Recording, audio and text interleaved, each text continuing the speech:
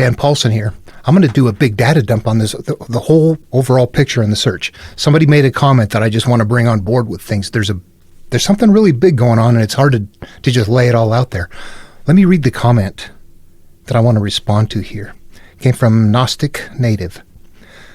And it's in response to a video that I just put up that kind of requested that if anybody had any, when I'm doing this stuff, does anybody have any questions? Where can I go? It's so big, I don't know where to go. Well, you know what? This right here is like the little hook in that I need. So I really, really super appreciate it. And this person just, they said something that's so perfect. I gotta make a point of it. This is kind of goes with what I'm talking about. Okay, so it says, I'm only 2 minutes into the video, but I know exactly what you mean. I study sometimes several hours a day, and I know there is allegory, symbolism, patterns, and that the surface reader does not see and refuses to see if you point it out to them. Okay. Yeah, I want to talk about that because it's there. And I don't know what's going on. I'd like to know your brain type. I only know Myers-Briggs. I'm super steeped into INFP, introverted feeler. I don't know if there's something I can't quite figure out. You look at something and go, I can figure this out, and you show it to people, and they're like, I can never see what you're talking about. I don't know what it is. There's something that people can't unwrap in their minds that you can. But it takes a while. It still takes practice to do it. So that's another thing. And the person has to do it on their own. In fact, here it is right here. I harp on this one a lot. This comes from the Tao Te Ching. It's the very first line. The Tao that can be told is not the eternal Tao. I should save that for later. But what that means, it's a mental thing. People, you will hook into this. Other people can't. You go to Taoist channels and they'll read that and go, oh, that means you can never understand it. It's kind of nebulous. You're always looking for things. It's this moving target sort of stuff, which means what? The Taoist doesn't know how to interpret that verse. What that verse means is that it's a mental inward path. It's a personal path. The Tao that can be told is not the eternal Tao. Then what is the eternal Tao? You don't just go, oh, okay, well, you can't tell it. The Tao, you can't tell it. You know what? You can tell the Tao. It's just not eternal. If you want to make it eternal, it becomes your trip. It's your path. So that's exactly what needs to happen. People can't understand it until they make it their path. And if you're digging into it, you're learning to make it your path. So you're seeing stuff that other people, if they're not digging into it and doing that, they won't learn it. The Tao that can be told is not the eternal Tao. They're just talking. Nobody stops and goes, this is my trip to take. I'm Arjuna. I'm Moses. I am all those things. Okay, and that one I readily admit that it's a big one. We're out here in public talking about things that in the material that is there for us to access. It's right in the material. If I'm extracting something from someone's religious material that is a template that I find, I have to do that somewhere where I can work with other people. And right now, in our day and age, we have the internet. That's it. We don't live like we used to in societies where we could group up. I would recognize different. I just posted a video about, Pharisees, somebody that's like, you get the sense somebody's trying to control your thoughts. And then you'll make a comment down here about how you're going through verse and seeing the other side of it and putting other things. And I'm like, oh, here's somebody that's got a free-flowing mind that's willing to work around those verses. That right there was the thing that told me you got the brain. You got the right kind of brain. There's other people probably watching that have the right kind of brain that just aren't there yet. You're putting a lot of work into it and doing all of that. That's what I did too. I had a life where even when I was working full time, I had like years and years where I was working solo in remote locations up in the hills, electronics kind of work, radio repeaters, things like that. They're CDs now, but I got just bunches of CDs, hundreds of different CDs that are all about like different religions. Yeah, I did a religious studies in my life, personal one, just a private one. So at any rate, at some point you get exposed to a lot of things and you begin to see a lot of things, and stuff opens up for you in a way that it doesn't for other people. They don't have the exposure. They don't have what it is. And there's something else happening. They are functioning in a way that they want to find something that makes them happy. And they find something locally that they get happy over, and they get stuck right there. Meanwhile, I had a different kind of a life growing up. I couldn't turn to this. I had to turn away from it, honestly. I don't go into the whole story. My brother committed suicide because he thought if he wanted to go to heaven and leave the abuse at home, that he would just take his life. So he did. So my brother committed suicide because he thought he would instantly appear in heaven and then get away from the abuse in the very home that was teaching him that. Yeah, I couldn't turn to that stuff. He and I had prayed and prayed and prayed for help, and nothing ever happened. It just became tragedy after tragedy. And so I'm on a different path. I don't look at the people, sorry, Christians.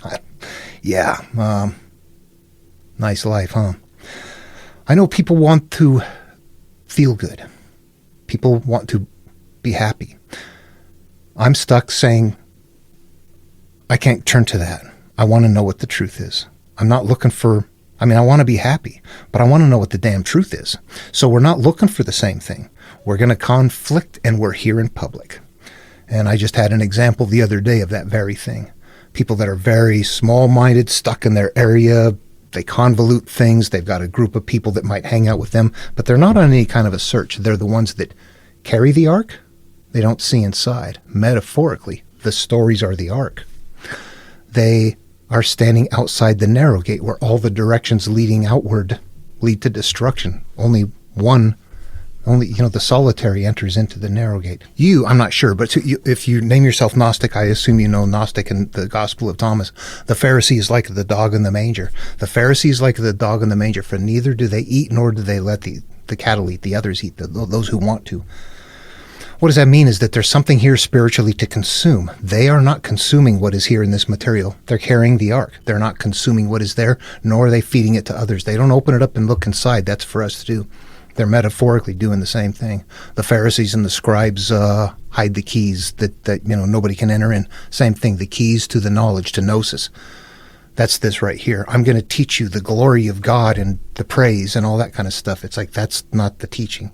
Jesus has something else going on. You follow his teachings, not the praising of him. So, yeah, the material, it's wrapped up for us. We need to understand that we're all in this story. We are. Okay, so the narrow gate is the mind, but all teachings it's a crossing of the threshold right there.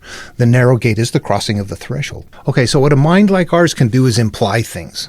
I see you doing that with an example we're going to get to. In fact, you know what? Let me just go on to your comment again, and let's catch up on that. And I'm just so intrigued by the riddle of Scripture. I also find it so interesting that Josephus seems to follow the same symbolism type writing.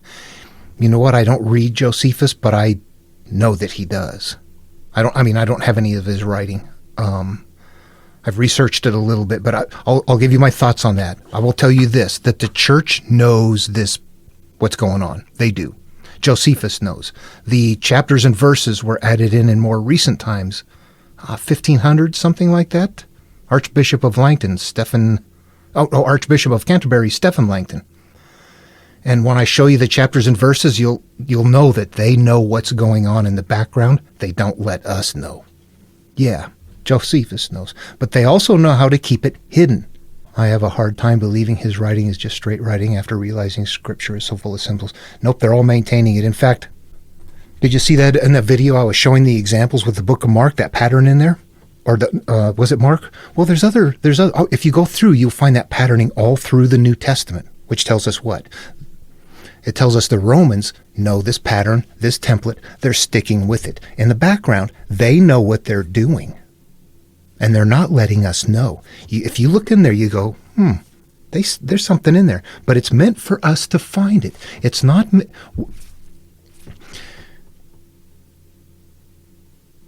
really isn't hidden from us. It's right there. We got it in our hands. We just have to know how to look for it. It's in the New Testament too. It's not just in Gnostic material. It's in the New Testament. It's an interpretation process. Okay, we'll get on to... There's something bigger going on that we'll get there. An idea I feel like the creation story, chapter 1, is like the foundation of it all. And that everything else is commentary or story. It seems like... it seems like all doctrine can be linked back to the creation week. For example, in chapter 1, God does not say not to eat of any tree. This is it, however. However, it does say to eat of trees that have the seed inside of it, which implies do not eat the trees that have no seed in it. So you're implying what the verses are doing and not doing. That's good. That's what that whole Tao verse, that's why they can't figure it out. They won't do this with the verse. You will. You'll work around it and go, yep, let me reword it. Look for what it implies, because everything is going to imply. We've got to find the implications. So I feel like chapter 2 is using chapter 1, knowledge, and building on it. Okay. You see the difference. Okay. I'm going to tell you when I read the Bible or Genesis. This is kind of how it works for me now. At first, it wasn't this way as clear. It kind of grows on you.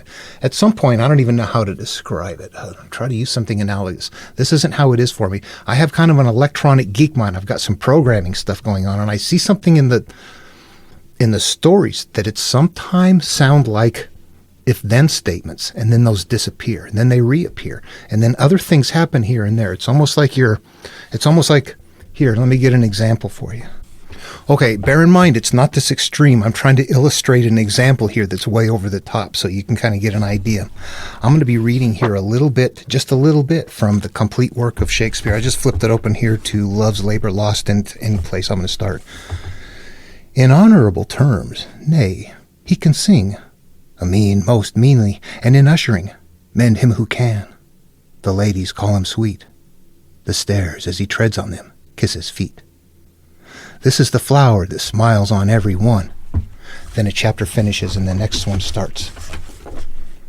Cut 4 pieces of pipe to 46 5/8 inches, each for the upper and lower horizontal pieces. Cut 3 pieces of pipe to 40 1/2 inches, each for the vertical pieces. I'm reading from Backyard Builder. They sound different. They're not that extreme, but they're... Okay, yeah, you're spotting that. Let me give you another analytical process, perhaps, to go through here. Try to do it with flavor. You go start reading Genesis, and you start reading, and you go right into the first chapter. And there's 2 creation stories, and you go read that first creation story, and as you get into it, you settle down, and you taste strawberry. Ah, wonderful. You get into the second one, and it's like, oh, that changed to a smooth chocolate. And you read smooth chocolate, smooth chocolate, smooth chocolate, smooth chocolate. Here are the atom, I call it an analog form. It's an atom's lineage right there. Suddenly it tastes like strawberry again. It's like, well, this doesn't sound like everything else. It doesn't read the same way. All right, what I'm going to say is that at chapter 12, it's going to still follow the 7 patterning system. In the chaptering is going to be following the same stuff. So good things are going to be happening. Chapter 12 starts like a 7-3. 12 is gathered by 7 and 3, but chapter 12 starts Abram and Sarai. And then from there, we eventually get down to Sodom, and everything kind of runs. It's a weird story, but it runs kind of smooth. It doesn't have that doublet or weird things going on or doubling up of things. Now, what happens when we get ready to get to Sodom? Suddenly you have this Abraham talking to God and asking him, for the sake of 50 righteous, if there were 50 righteous in the city, would you destroy it for the sake of 50 righteous? Well, if there were 50 righteous in the city, no, I wouldn't destroy it for the sake of 50 righteous. It suddenly starts doing something that you go, what is that weird sound? Okay, it just went from chocolate to strawberry again right there. You're like, what is going on? And then if you take that whole thing out right there, that section right there, and whoosh, put them together, it's smooth. It's a smooth flow. It doesn't need to be there. It doesn't do anything. It doesn't accomplish anything. It was going to get destroyed. It still got destroyed. This was just, let's throw some things in. Those are numbers that are being collected and being used elsewhere. That is added in. In fact, in that other video where I talked about moving along and then gathering things up along the way, this is it. You get into those things that are like 900 years, 800 years, 700, 600, 500, or this kind of a thing going on where it's just this constant recycling of the numbers and the words that doesn't go anywhere else. It's like, it doesn't read the same, doesn't sound the same, doesn't sound right. They get your attention. It's old code. I would almost look at the Bible like this is the program, and it plays out up here. Everybody has the program, and they carry it around. Go to the store, buy your favorite game, your whatever it is. I don't know, I'm not a gamer, but I know a little bit about it. Go buy your favorite game, and then never put it into the machine. Never play it. That's exactly what happens with the Bible. If you don't do this, it's not being loaded and played. But where does it get loaded and played? The Tao that can be told is not the eternal Tao. All of them, every one of them. Different flavors, same place. Different movies, same platform. You go to the flood story. How many times was Noah called? 1 time, 2 times? Twice he was told what to load on the boat. once a pair of everything. That went with the second creation story. Then the one that was added in with the 7 and the 3 days. Then he was told in another one to bring 7 pairs of clean something else. So you see that he's told twice to bring something in the boat. One of them matches one of them matches the other. At some point you begin to see that it's not smooth. You know what though? From creation to destruction, the flood is a human life cycle. So the creation stories both start at the beginning of the human life cycle. The flood stories, what to bring with you, starts when the monomyth begins, when it's time for the healing. So both of those are separate templates. And when I say human life cycle, that's that, that whole flood when everything is raucous. Some people just live that way their entire lives. They never do have the flood. That represents the idea that you live that way. You never do. The flood, when that picks up, that's when that's the rare person right there. Not many people are going to do it. Not many people are going to become Noah. So at the beginning of both of those are what we're going to have monomyth after monomyth after monomyth. However, every tradition in the beginning has a creation story, and that's what we're seeing here. Creation, and then feeding into the first monomyth. And it's going to go. It's not going to have creation again. But right here, what we're seeing is that creation piece on the front. Anybody ever watches Joseph Campbell's work? He didn't see that at all. And he didn't see a lot of things, actually. But there's a point where through interpretation, you realize, okay, this is my life cycle up to here, and then this is when it's bad, and when I decide I've had it, I'm going to go inward. This starts the inward path. And both of those additions, right at the beginning of those templates. They were verbally stitched together, but not seamlessly. If you analyze it, if you do that brain stuff, what if? People tell you this, you shut up. But when you interpret it, you know why. Genesis was smaller, and it became bigger. And it got that numbering system added into it and beefed up. No, the numbering system was already there. It existed in Babylonian works. The numbering system appeared in Genesis and the original Genesis, and then it got expanded on. That's what I see in there. That's how I see it analyzed. Now, you know what? If I go look at it, though, here's how I see it now then. I can see that there were 2 different styles of writing in there and that they're doing 2 different things, and that one of them, once you realize that it's a numbering system, you understand that it's an upgrade from an earlier system. That Genesis originally didn't have the first creation story. That one wasn't the original one. That one was added in later. The original one was the second one that doesn't have that electronic sounding if then, where that happens. It's like there's a doublet of everything. God said there will be, and then there was that. It said there would be, and then there was. And so that goes on in that section right there. You hit number 2. It doesn't do that ever. It does not even read the same. You will see that Langton didn't break it at the right place. When he broke that chapter right there, he put day 7 into chapter 2 instead of finishing it up in chapter 1. I don't know why that is. He's done everything else right. He's got things in there. There's a 3-7 grid that starts. Just right off the bat, you go to what happens when the flood. That's the purging, represents the purging, getting back to that pure state. Where is it? Chapter 7. You know what? This thing is so dialed in on a micro and a macro level that you're like, whoa, wait a minute. What is going on here? We're holding it. We don't even know it. We don't know it. We're not looking at it the right way. What I'm going to do is bounce all over the place a little bit, though. Are you familiar with the Bhagavad Gita? This is Indian works. And the story here is about Arjuna. Arjuna is the called hero. He's in the chariot with Krishna, Lord Krishna. I'll just paraphrase it. So what happens is that, or what has happened is that at first the land that belongs to Arjuna was given over to his friends and family. They're supposed to have it for a certain period of time and then relinquish it.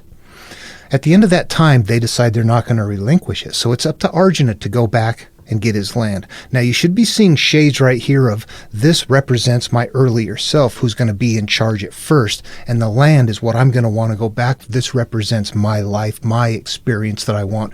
But all of these old offspring, relatives, things like that, that's my past self that I don't know if I want to deal with.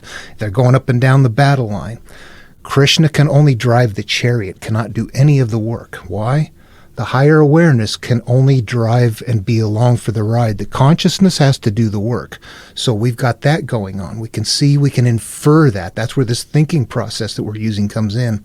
This is us. What's going on in this story?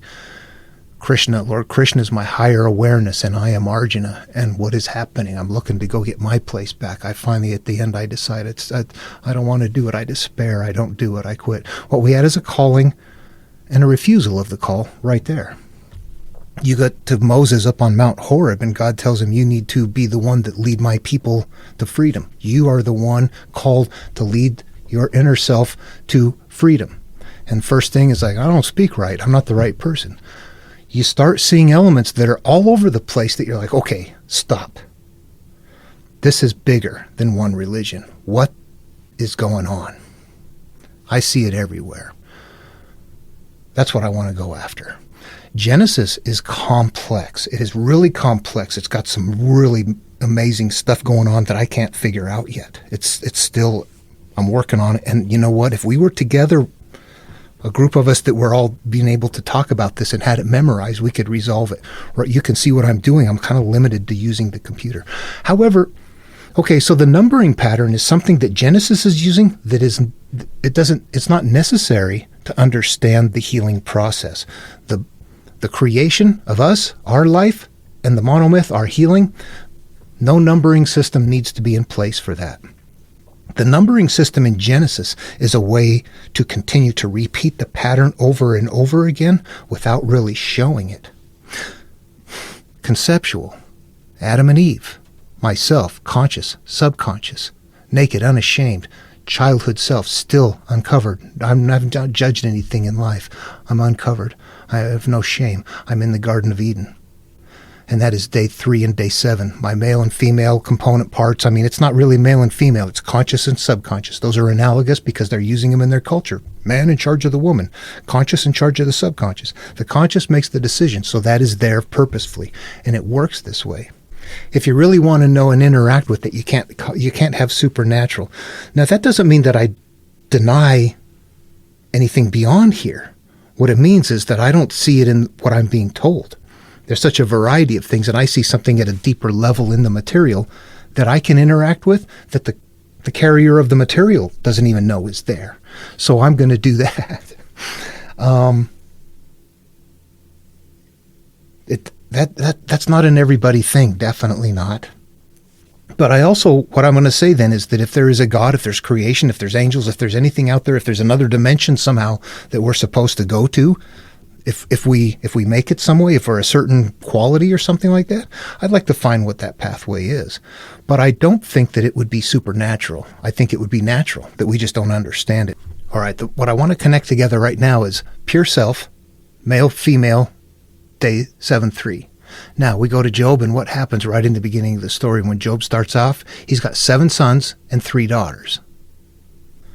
They're not 7 sons and 3 daughters. Those are analogous terms for pure female self, pure male self, starting out, the beginning. That's how they're hiding it in the numbers.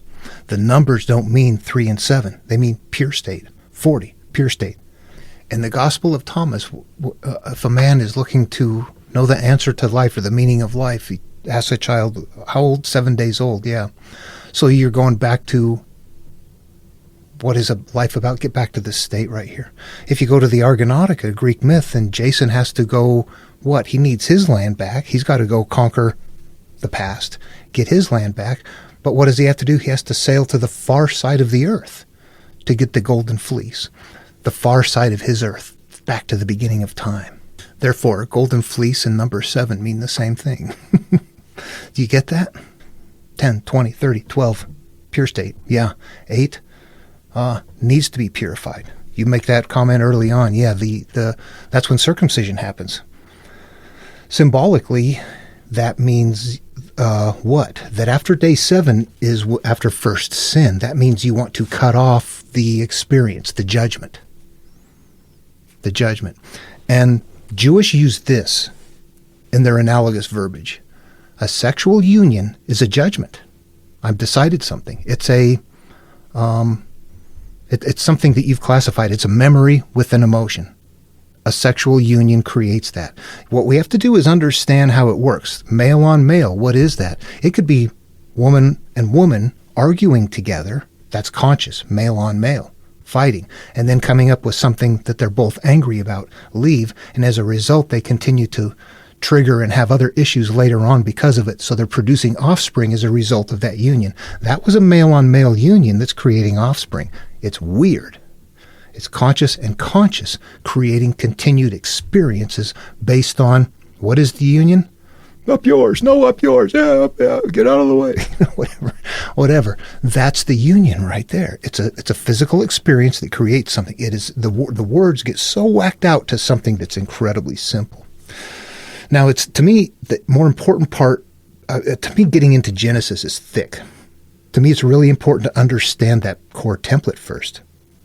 And I got to say something. The way I approach this, I don't know about other people, but to me, I have to be 100% science and completely non-supernatural. And that's the only way that it works for me. I cannot find answers if I don't think that way. I think that something is out there, and I want to look for it. To me, seeking and knocking for righteousness means look for what's really there. You don't shut it down. You don't deny it. You don't claim what's there. You go look. There's something there you're supposed to find. Okay, so that's the way I handle it. I believe that I'm supposed to interpret it that way, and that's how I'm going to manage it. So if I am Hindu and I can get that template, if I'm a Jewish, Christian, Muslim, yeah, if I can get that template, if I'm anywhere in the world with many types of teaching and can get that template, what is that template? I can find it in Babylonia, okay? Bingo. Take all these other ones, start filtering it upstream. What's before that? We get into Gilgamesh and Enkidu, and we start, it isn't as clear. It isn't as clear. You can see that it's being developed. You can see from the Babylonian and Numa Elish to Genesis, there was a further development as it's going along. Many years are going by. Civilization is growing. Changes are happening. It's a natural process. But what is the template? It precedes everything. If the religions and the mythology are built on the template, where does the template come from? All right, you may not need to do this. Some people do. I have no problem with imagining myself out in space as like something larger, looking at planet Earth and watching what's going on. I've just got my awareness there. Obviously, you're not really there. It's in your imagination. But if you can imagine that right there, it helps you get into a mental state where it's like, okay, I'm a little more detached out here looking at things and watching things. And so what I watch is life go by. And since I am science-based, I see that humans have been emerging for a long time down there on planet Earth, millions of years. And that through that evolutionary process, things are happening that create life to be a certain way. And that right there is where the template comes from. The template comes from life in humans when we're all living as basic humans. And that the template is telling us that we come from out there and that we want to get back to there. I don't have it all dialed in. There's still work. It's a difficult thing. It takes a lot of, just a lot of thinking. You know what? It's like thought experiment nonstop, honestly. But what you're doing is trying to figure that out. So here is what the template is. And you were talking about what day 7 is. First of all, here, look at this. All right, I went and grabbed this off the shelf. Do you know the Kabbalion? If you're familiar with this, it's a Hermetic philosophy. I have nothing off limits to me. I research. I don't worship this stuff. I read it and understand it. Did you see that? The 7 Hermetic principles. The 7 Hermetic principles. 7 days of creation. What do we have here? What there is the principle of mentalism, number 1. What did we learn from Lao Tzu, number 1? What if we went to the Buddha in the Dhammapada, verse number 1? All that we are is the result of what we have thought. It's founded on our thoughts. It's based in our thoughts. This is a mental trip. It's a mental, psychological trip in the mind. But we got the principle of correspondence, vibration, polarity, rhythm, cause and effect, and gender. What it's telling us is how life works, how things unfold, how things become The cause and effect that's happening there. Now, this is in very plain language, the principle of cause and effect. What do we have in Genesis? There, you had mentioned it, the one about the tree that has seeds that produces seeds that give more trees of the seeds. And then, first he called it into being, and so it came into being. There trees grew that produce seeds that produce more of the same thing. That's where they're teaching cause and effect. The seed that's planted in the garden of your experience is going to produce continuously the same thing again and again. So that's what they're putting in here. I don't think this is exactly right, but you're going to find that this is a very small, short, fairly plain language. It's going to be sacrilegious as hell. Don't tell anybody. 7 days creation. Kind of hammered out in a little bit different way, different style, quite a bit different style. Shh, top secret. Okay. So if we were looking at Genesis without using the numbering system at all and just trying to find the core template, we would find that creation is me. That's me. This story is me. That's my creation. I come from there. This is how things are going to happen. Things are going to cycle. There's going to be cause and effect. I'm going to have a mental hierarchy going on. There's going to be things in my mind, in my physical world, and in things that emerge from me continuously are held in these stories in very complex ways that make it sound like a creation. But in all reality, it's your creation, and that they're utilizing things, whatever you put out, animals, birds, thoughts of the mind, good ones, good thoughts, bad birds, Okay, so all of that is going on, but it's very cleverly nested in. And then naked, unashamed in the Garden of Eden, that's your childhood self when you're self-aware and you're just happy. You don't care. You don't even care that you're naked. It's like you're at that age. Okay, that's the point. Now, we're going to, from there, go on and have life experiences that are going to take us from that. That was point 7. As soon as we start having experiences, we begin to cover ourselves. We begin to, that's day 8. That's first sin. That's what happens. Then what happens? We divide. Cain and Abel. We have 2 options to go. What happens? Cain takes over. But what is Cain's job really is to... Here, actually, it's better to just bring it up. What does it say here? This is his pun. This is us. This represents us. When we till the ground, that means when we live our life, it shall not bring forth its strength. We will not have the quality that we want. A fugitive and a vagabond we shall be on the earth. This represents that time in our life where we're just going to start living life unaware, and we're going to begin accumulating experiences.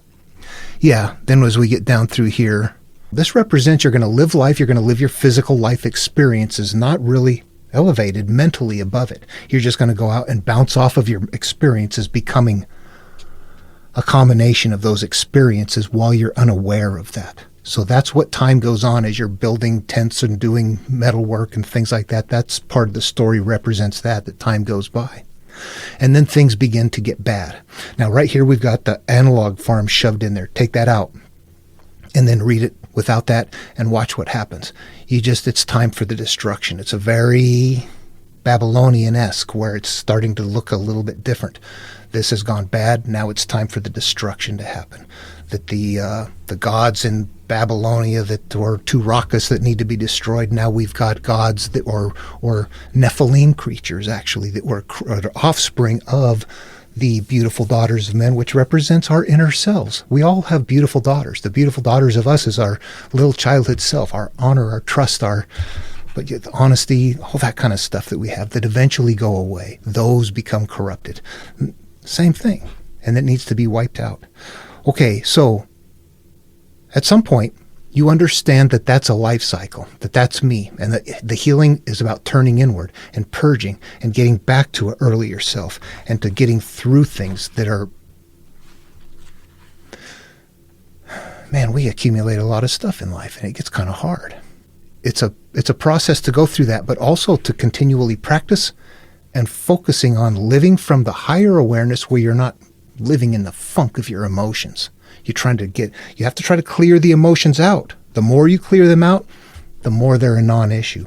But in the meantime, you have to continue to remind yourself, oh, I'm feeling this. Pull myself back up to the higher awareness, disconnect from it, get out here in space, look at it. Oh yeah, life is that, I see. Life is that. But we get pulled into it because we're there. We have to know that and work at it. Okay, so to me it seems like that would be the most important thing to know first. Genesis does the same thing, but it does it so thick it's like, oh my gosh. The only thing worse is the Mahabharata. We all know the Polycanon. We don't need to do that. I would recommend this, the Tao Te Ching. I'm editing this in. You know what? This is very important to talk about. Okay, so there's that very simple pattern. I'm going to do that, right here up ahead. But what happens with that template and that pattern? It gets into the culture and it becomes big. Why? What happens? How does Hinduism emerge from that? How does Judaism emerge? How did the Enuma Elish emerge from it? All of these, how do all of they emerge? What happens? And how come some are simple and some are huge and complicated and they're various? Well, I think what happens is that we see that the religions emerging about the same time that we see in their biggest form, at the same time that we see big monuments around the world emerging. Why is that? Because all of a sudden we got people. All of a sudden there's plenty, and there's lots of food to the point we have to keep people busy, and we need something. Imagine no technology. What are you doing all day long? There's no stories. We don't read. We don't write. There's no books. There's no library. There's no television. There's no nothing like that. We can talk to each other. Hey, man. How was your blanket last night? That mat's cold. I got bugs in mine. I need new sandals. My robe stinks. I pooped in it. Yeah. The stories are going to be big. And the religions are necessary for what? Think about it. I don't have to go into it here. The religions are necessary. Just say Big Brother and leave it at that. There's actually more to it. It's not simply a Big Brother thing. It is also, there's something to understand. Animals live life in fear and death. So did we. At some point in time, we become aware that we're going to die all the time. We're always aware of it. An animal is probably not aware of that. So it doesn't live in fear of death. Humans, we should have fear of death. When something comes after you, fear of death is natural. However, we are now developed enough to the point that we can feel that fear of death all the time. Even when something's not there, you still feel it on you. In the interest of thinking everything through, you look at that and go, that's why it upset people so much when you find something, or if there's some way that there's something that you can say, that's not right. It's not about being right or wrong about a religion. It's about fear. If somebody has something that makes them feel comfortable and you take that away from them, what in the background? Fear. So that's why it's going to be difficult. We got to be careful. That's the Genesis stuff. I don't know if it matters in this day and age. Just looking at what's going on. What the hell? Okay. So I wanted to say that there's a core template that comes from the life of a human. Every human lives the life. I will tell you, in Genesis, there's two ways out of it. You don't have to be on that path. In the Garden of Eden, you could have been somebody who didn't partake of the tree of the knowledge of good and evil. You could have partaken of the tree of life, or never taken any of them. You could have stayed there. But that would have meant that you didn't go on and experience life. What would that take? Or experience life in such a way that you're in an environment that you're very carefully trained to not judge it, to not be caught up in it. It would take such a nurturing environment that you don't become hurt by life. So that's one way out. The other way out is Cain and Abel. You could have become Abel instead of Cain. That's a person that doesn't end up needing their world destroyed. They have a good life. They go on and go, I don't know what you're talking about. I didn't have that happen. Sorry. I'm happy. Have a nice day. Okay, so they took a different path out. So those are two pathways out of that one. Okay. Enoch. It used to network. Greek myth was happening at the same time. Okay, so they've got Greek myth on the same template. You got, what did I say there? I think I said the Argonautic. It's actually the voyage of the Argo. What do you have? Jason? You got Moses. Both of them isolated out as children. Jason has struggled to leave the island of the women. They don't want to go. Finally, they're behind. They're late. They got to get out of there. So There's a struggle to leave the past, and you would look at that and go, that looks like a struggle to leave the past. And then you would look at something like from Moses and go, Pharaoh tells him he could go, but then he can't. Yes, you can. Yes, you can't. You got this going back and forth. No, there's a struggle to leave the past. Yeah, I see that element in there. If this is me and it's playing out in me, if Pharaoh's my old self and I'm Moses, then it's working out that way. Okay, I see that happening. And then I've got cyclical pain, plagues for Egypt. The Phineas's food getting defiled every day. He can't eat until they're taken care of. So there's the cyclical pain element. The barely escaping and crossing the threshold. Jason and the Argonauts sail through the clashing rocks, barely making it. Moses and the Israelites go through the Red Sea, barely making it. Okay, now I just made the comparison there, but ultimately, if you can imagine, the Greeks were doing what? They did have entertainment, but it was what? They go to the theater, go to the Colosseum, they were putting these on. They were acting out these adventures up on stage, so you could go see these acted out. I don't know that they would act out the Bible stories, maybe not, but they would act out the mythological stories. Now, again, if you can imagine that population is huge and it's just a mass of people, you got a government that's kind of like, well, what are we going to do? How are we going to figure things out? Stuff like this becomes a part of your cultural experience. They're teaching lessons, but at the same time, these stories it's really like a simple pathway, but let's make it into something that is such a long, drawn-out adventure that it's there for entertainment, it's there for whatever. The religious genre provides something different. It's not entertainment. It is life in a different way for a variety of reasons. Okay, before I go too far off track here, I want to get back to the network thing. So if you were to do something like look at the story of the Argo. When they're leaving that island, Hercules is the one that tells them to leave. Something happens. Hercules doesn't end up going on the adventure. Jason's the guy in charge. They go off and leave Hercules. However, there's a story of Hercules. Hercules is a called hero on a different one, starts at the island of the Amazon women.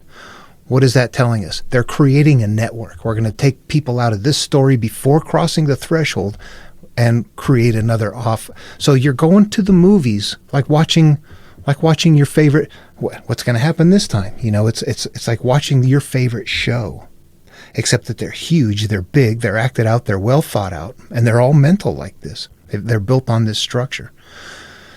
Imagine yourself there. You don't have any power. You don't have much to look forward to. If you had one of these a week that you could go and spend the entire afternoon there, half a day watching acted out, you'd love that. You'd look forward to it. It would be a huge part of the culture. And I can see that as being there. But those network things were happening there. Now, when we got the Jewish material and when Enoch disappeared right there, the same thing was happening. That was going to be a story network. That's what's going on in older Jewish material. What happens, though? Okay, time goes on. We need to dial in the religion. We're going to take Enoch. It's still available in, the Ethiopian Bible still uses it, and there's people that still read it. And I mean, it's a monomyth. It's a monomyth. It's fine, But it was a network out of here. Okay, so these are just things that we can see in the Bible that are there that match up with other things culturally, but then were extracted or they fit elsewhere. At some point, the more you see, the more you go, boy, there's a lot of the same stuff out here. It's not unique. That makes it interesting. The numbering system and all of that, I still don't have that figured out. That's a complicated thing. All right, let me get back to this. Let's see, did we cover all that? So I feel that chapter 2 is missing chapter 1, knowledge and ability. Yep, you know what? When I get into Genesis, I'm gonna really just crack open everything I can see right there. Stop right now, but I know exactly what I mean. There's no one to share ideas with because no one seems to see Scripture this way. Yeah, you know what? You said you spend several hours a day. That's what it takes. That's what they were doing. That's why we can't show it to people. They don't take the time. They don't load the game. I just listened to you saying 8 is bad. I have thought 8 is like renewal, the new beginning. 8 is the first day after the 7-day week, circumcised on 8th day. Circumcision is cutting off the flesh, nature of the heart. So 8 is the renewal of yourself. Yeah, 8 is really in the material. when they're using 8, like if something is wicked in the material, it'll appear 8 times. It's like, okay, that's a bad thing. It's not a good thing. So wicked, 8 means first sin, actually. This means exposure to life. I am now making judgments. In fact, if you were to refer back to the Tao material, naming is the origin of all particular things. That first naming right there is the first sin. Yeah. Mental. And those judgments are, my pain, my shame, my hurt. I didn't used to care about this stuff. Now I'm bothered by things. All of that becomes who and what we are. So that's how I have 8 dialed in. Yeah, 8 is the day for circumcision. How do you balance number counting meaning with different translations and the same word being translated differently? You'd think it would be only truly exact counting it from the Hebrew and Greek originals. Yeah, you know what? This is still something that I'm cracking into. And there's too much of it. You know what? If you go to the Septuagint, which is the Greek version of the Torah, you're going to find that it doesn't say 7 days 3 times. You're going to find it says God finished on day 6, and then he rested on the 7th day because he saw that everything was done on the 7th day. So 6 was said once. Also, there's one line where Noah is taken out. Instead of Noah being repeated 41 times, it's only repeated 40 times. And I looked at that and I was like, what are they doing? How come they're shifting? This comes from one source, the Torah. Why are they changing it out?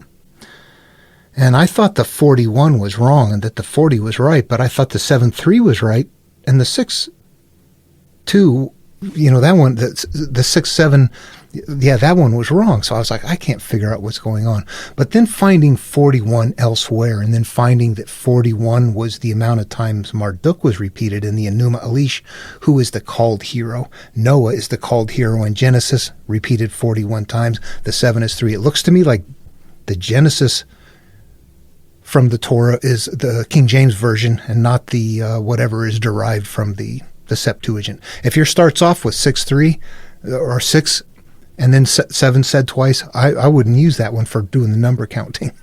They know what's going on. They're trying to hide it. They don't want you to find your way. Or they don't want you to see that it connects with other material. I should wrap this up. You know what though? If I find somebody that's willing to look at verse from different angles and different ways and things like that, you're like, oh yeah, who are you? That's what we're supposed to do here. That's how we figure it out. Yeah. You go question the stuff. You figure it out. There's a puzzle in there. So what I see then is that core template frames everything, no matter what. What does the numbering system do? It begins to really, it creates a network that continually replicates that same template over and over again in the most obscure ways. So if you can't see the template, the numbering is not even viable. The numbers don't mean anything if the template isn't visible. The template is something you have to see first, the steps along the way that have nothing to do with the numbers. What we could do is make Genesis really short and say, you know what, let's just get rid of the numbers. We'll just go through there's a creation where every human gets to, and then there's a rebirth. Stop right there. We don't need to keep repeating things. But they are going to keep repeating things. They're creating, society's huge. They're creating something bigger. And all the different stories, they're from different authors, all the monomyths, the Ezekiel and things like that. They're versions of the same thing. They are. There's a called person that comes on board, that eats a scroll or gets something somehow fed to them, that gets the answer, that crosses a river, that You start seeing that going, okay, got it. I got it. But then at some point when you're reading something, going into it, okay, there's going to be a calling here. Do I see that? Oh yeah, there it is. There's a person that was singled out for some reason, special, chosen, righteous, somehow, something. Then they're going to get some kind of knowledge or information. They're going to have a calling. Most of them are going to say, okay, go for it. They're going to set up other conditions in the story, how things cycle, cause and effect, all of that stuff is going to be there.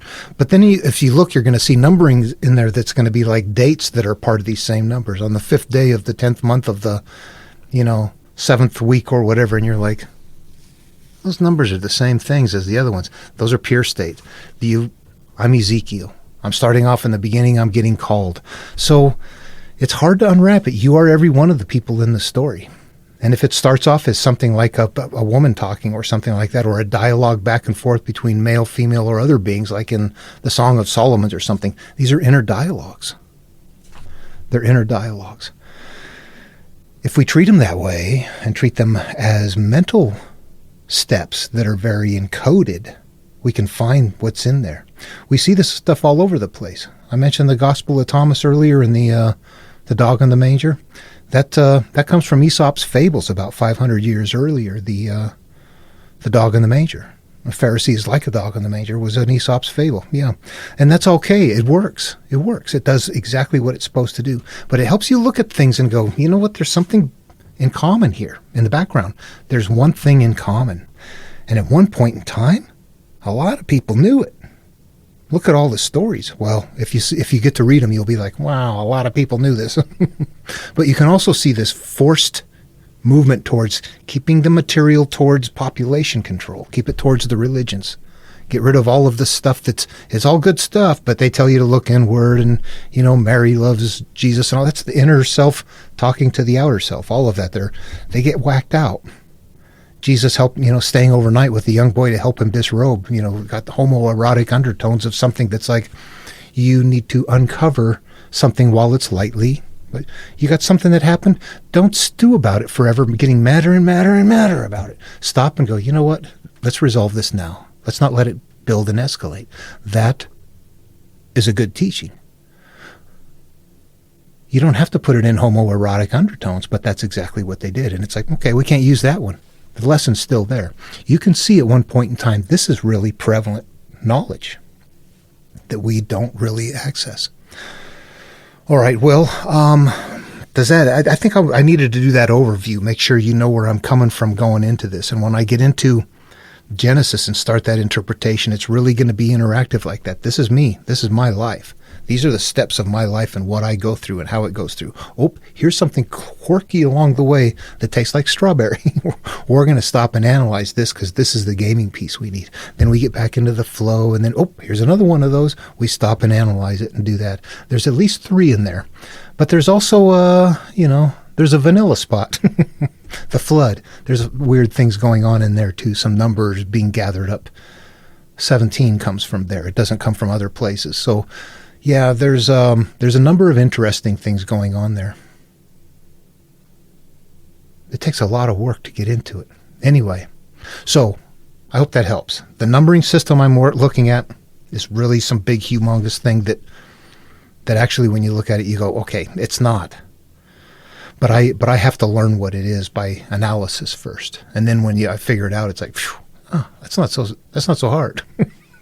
We just don't know what they're doing. It's just different to us.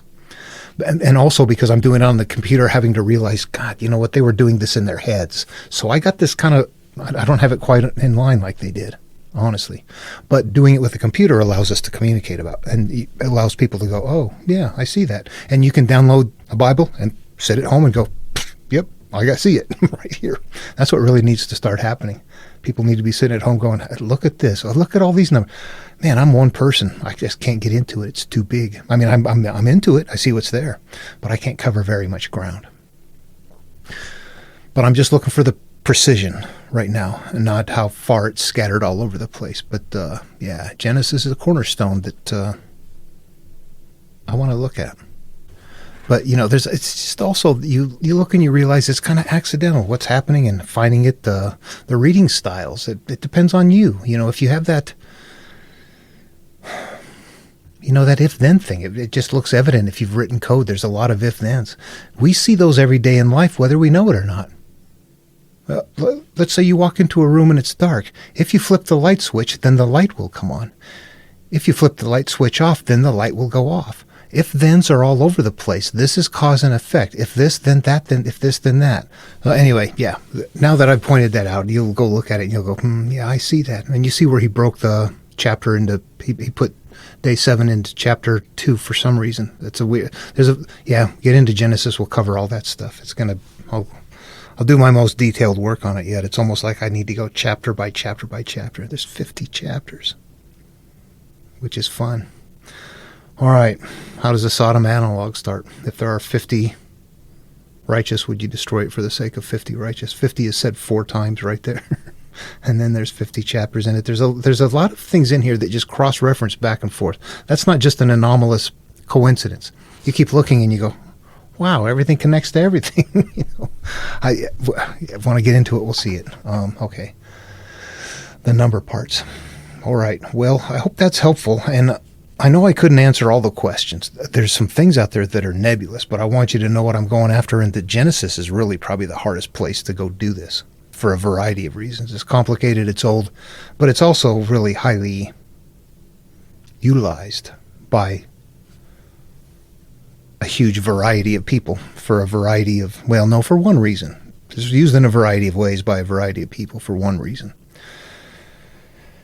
And, for me, I see that it is not original. So what came first? What? Where do we come from? Where do we come from? Somebody in the background knows, and they're putting it in here. Follow that path right there. They're keeping it in. It's in Revelation. If the Romans are keeping this pattern in Revelation, we're supposed to look for it. They're not telling us. We're supposed to find it on our own. Yeah, only certain people can find it. But it's there all the time. And we're losing the ability to do it because of time constraints that we have. Life has become so busy now we don't connect with it anymore. So I think we're fortunate if we can. Anyway, okay, I hope that helps, and I hope it's okay. I know the supernatural one, a lot of people are mad about that. They just get so upset. I get stuff up on the Enuma Elish, how that was the first one, and people are all mad about, those things were real. Those people, the giants and all that stuff, and you're like, oh my God. You run into that all over. People get caught into their belief system, and they don't know enough to realize this is just, I'm the carrier of this. There's a template everybody's carrying. Everybody's carrying the template. Who finds it? Anywhere you are, you can find it. Are you the person? Yeah, that's it. That's how I see it now. But that it is known in the background. And they're keeping it from us. And it's up to us to find it. Let's do that. All right. You know what? I left out something I forgot I wanted to say. I know that there's something bigger out there. I've had experiences. I'm on a course. I'm being guided. I need something. I find it exactly. The stuff falls in place. You're like, okay, something is happening. I feel like I'm on a structure. When my brother did commit suicide, I knew that before I found him. There's things that have just happened in my life that tell me, yeah, something is there. I'm never going to call it supernatural. Everybody in the world experiences it, regardless of their faith belief, or whether or not they have one. What does that say? Honestly, it tells me that we're looking for a very elusive natural process.